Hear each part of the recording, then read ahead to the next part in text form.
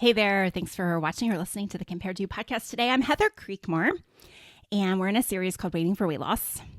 And today we're going to talk about how to get out of your head. I think that is the most important thing after recognizing that you've made your body image an idol, potentially. That's between you and the Lord. But after seeing that idolatry, after seeing the ways that perhaps your heart has actually believed that a different body, a better body, a more beautiful body would save you, after seeing and identifying all of that, you got to get out of your head. Now, I've done a couple other episodes on this before, but today I want to bring you a very relevant and real example from my own life. So my husband and I just celebrated 20 years of marriage. So we went away for a few days to a tropical location. And I felt like I was right back on my honeymoon again. And let me explain to you why.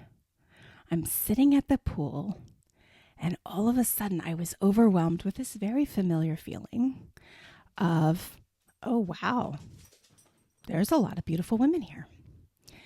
And I remember back 20 years ago on my honeymoon, I remember feeling like, wow, I thought my body image issues were going to be fixed when I got married.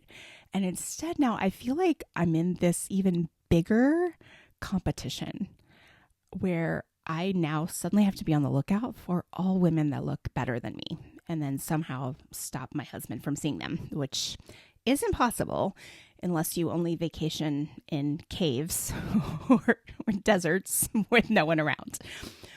And so I'm sitting there at the pool, and these very familiar feelings are just overwhelming me. And I'm looking around and I'm seeing a variety of bodies, right? Because if we're honest with ourselves, we kind of zoom in on the good, quote unquote, better bodies, right? We zoom in on the younger woman in the teeny tiny bikini, but we miss kind of the other people sitting around the pool. And what I recognized was that every woman there looked different. Every woman there had a different body size and different shape. And some of them were larger than me, and some of them were smaller than me, and different proportions, right? We all look different. And I was thinking, my posture as I looked out around that pool was, where am I in the contest? How do I fit in? Am I going to win the contest? Am I going to lose the contest? Am I going to come in 7th? Am I going to come in 12th? Am I going to come in last? And I was looking around thinking about these women as my competitors. I mean, I hate to say that, but that was kind of this default instinct. That's the way I used to live my life. I'd walk into a room and think, where do I measure up in relation to everyone else in this room? And I've been on this journey long enough myself now that I was able to be like, oh, that's stupid. Like, okay, now get your head out of that. Like, focus on why you're here. You're here to celebrate 20 years of marriage with your husband. He chose you. He didn't choose any of these other women. Like, be here with him. And I was able to kind of calm myself down. But the thought was still there. And then we went to dinner the first night, and it's a small resort, and so it was kind of the same people. So we got to see the same people dressed, for dinner instead of wearing bathing suits, and the same couples. And I was looking around at dinner, and I thought, you know what? Every one of these men is just focused on the woman he's with. Right now, okay, I know there's some of the men there may have had wandering eyes or different habits, whatever. Like, I can't get into all of that. Those issues do exist.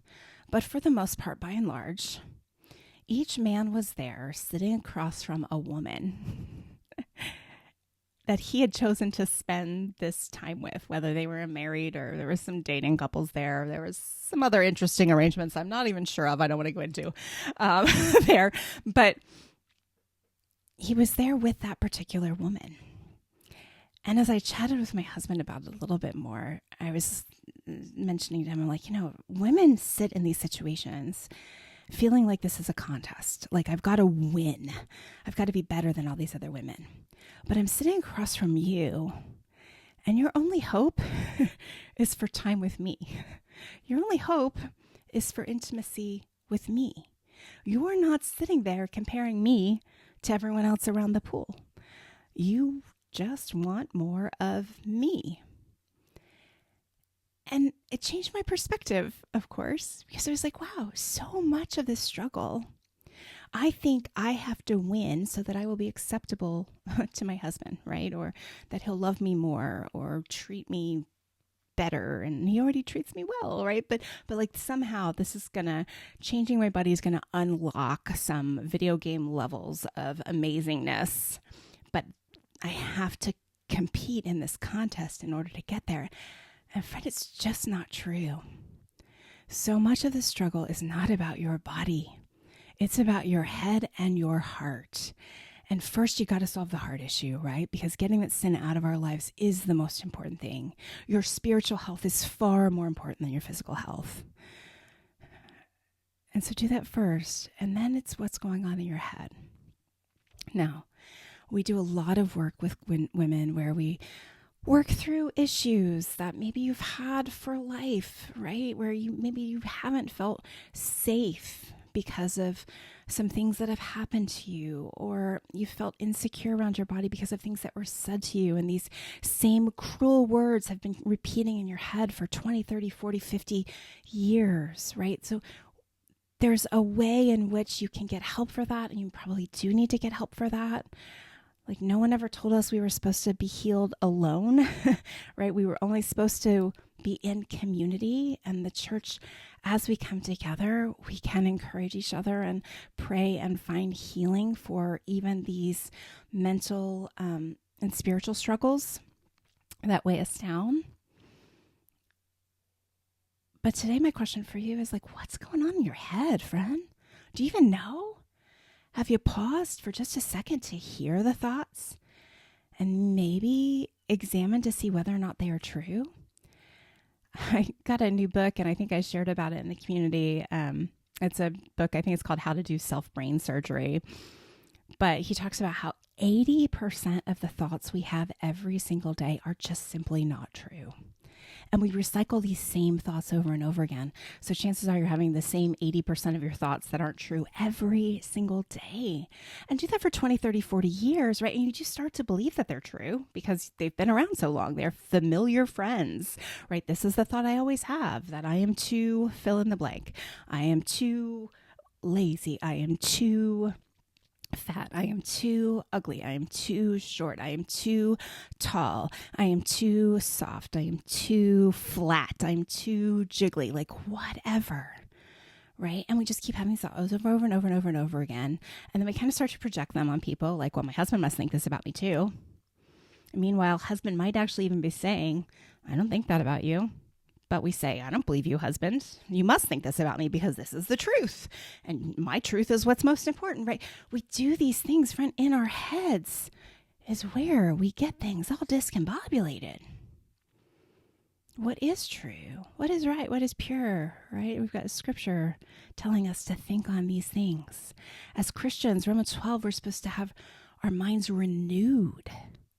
If you are still thinking the same bad, negative thoughts you thought about your body as you thought before you became a Christian, friend, that's not the renewing of your mind. And maybe like me, if you feel like you've been a Christian since you were too little to have thoughts about your body, but you're still thinking the same thoughts about your body as you did when you were a teenager, friend, your mind needs to be renewed. That's not the renewing of the mind. Your thoughts should align with what God says about you. God's truth is the truth. Your truth is not the truth. God's truth is the truth. Who are you to disagree with God? Well, friend, it's deep stuff, but we've got to start thinking about what's going on in our heads. We get into this conversation in the 40-day body image journey. It starts in a couple weeks. You can sign up at improvedbodyimage.com. We'd love to have you join us for that. It's a really important step in this journey if you want to be free, if you want to stop obsessing.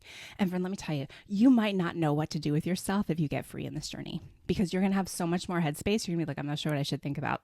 I'm not sure what I should do. I don't know how this works. This is uncomfortable, right? We talk about what to do in that scenario as well. But friend, freedom is possible. You don't have to stay trapped in your head. You don't have to keep obsessing, keep swirling over the calories, over the inch that you pinched, over the number on the scale, over the size that you went up, or the 2 sizes that you went up, or the 3. You don't have to stay there, friend. You can live the life that God created you to live, and that's a life that wasn't focused on your body. Now, friend, again, you can still pursue your health goals, but there's a way to pursue them without being trapped in this twirly, swirly head game. We're going to talk about this more in the community. Go to waitingforweightloss.com. Join us for the conversation there, and then make plans to join us in the 40-day journey. It's super affordable, 6 weeks on Zoom. It could change your life. Hey, thanks for listening today. I'll see you next time.